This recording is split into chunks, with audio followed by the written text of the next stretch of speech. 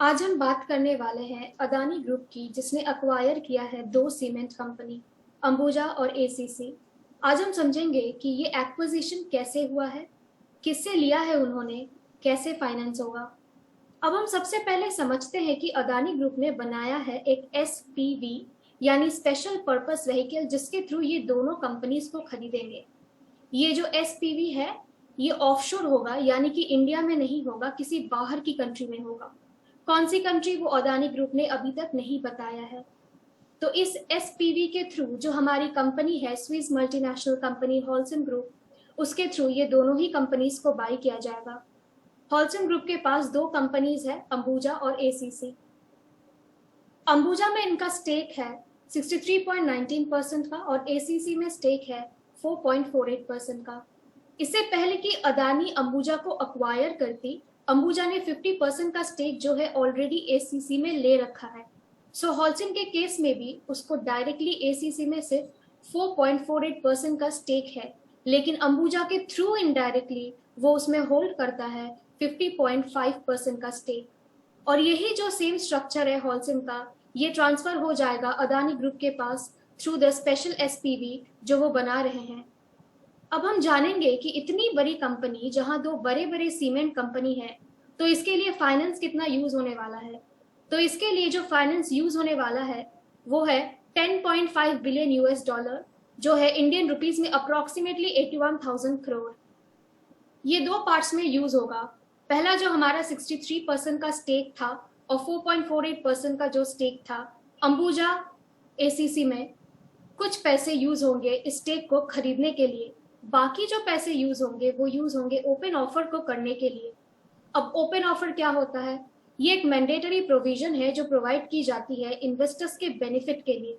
अब इसमें क्या होगा, जब भी कोई कंपनी अक्वायर करती है 25% से ज्यादा के एसेट्स किसी दूसरी कंपनी में, तो उस केस में उसको मैंडेटरी ओपन ऑफर देना पड़ता है 26% का। जब भी कोई पेरेंट कंपनी या टारगेट कंपनी उसको अक्वायर करती है, तो पहले जो उनके एग्जिस्टिंग शेयर होल्डर्स है उनको एक ऑप्शन दी जाती है कि अगर आप चाहो तो आप अपने शेयर्स इसमें बेच सकते हो।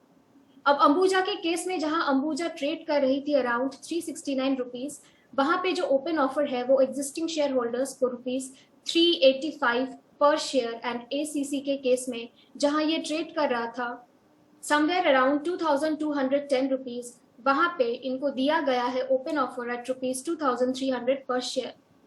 अब इससे आपके पास एक ऑप्शन है, एडवांटेज है। अगर आप नहीं चाहते कि अदानी ग्रुप आपकी शेयर्स को कंट्रोल करे, या आपको लगता है कि कई अदानी फ्यूचर में इन दोनों कंपनीज को ही डीलिस्ट ना कर दे, तो उस केस में अगर आप चाहो तो सेफ एग्जिट ले सकते हो।